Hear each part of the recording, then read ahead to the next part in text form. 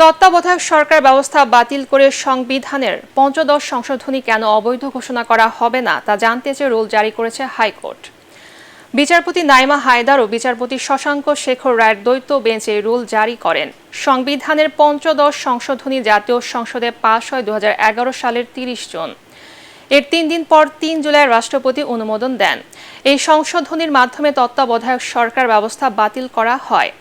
এছাড়া সংবিধানের রাষ্ট্রীয় মূলনীতি হিসেবে জাতীয়তাবাদ, সমাজতন্ত্র, গণতন্ত্র ও ধর্মনিরপেক্ষতার নীতি সংযোজন করা হয়। বাংলাদেশের স্বাধীনতা যুদ্ধের নায়ক শেখ মুজিবুর রহমানকে জাতির জনক হিসেবে স্বীকৃতি দেয়া হয় পঞ্চদশ সংশোধনীর মাধ্যমে।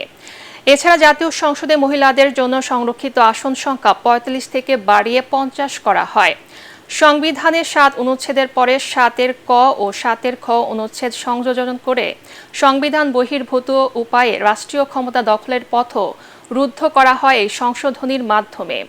সংশোধনীটি উত্থাপন করেন সেই সময়ের আইনমন্ত্রী ব্যারিস্টার শফিক আহমেদ। সংসদের বিরোধী দল বিএনপি বর্জন করলেও বিলটি 291 এক ভোটে পাশ হয়।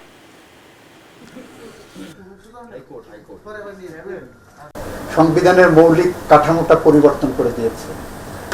এই সংশোধনের মধ্য দিয়ে গণতন্ত্রহীনতার দিকে বাংলাদেশ এগিয়েছে।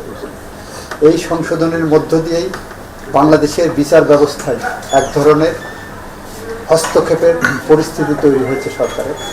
এই জায়গাগুলো থেকে সরকার হয়তো যারা পিটিশন করেছেন তারা দীর্ঘদিন ধরে কনসাস সিটিজেন হিসাবে বাংলাদেশে তাদের ভয়েস রেজ করেছেন, সেই জায়গা থেকে তারা করেছেন।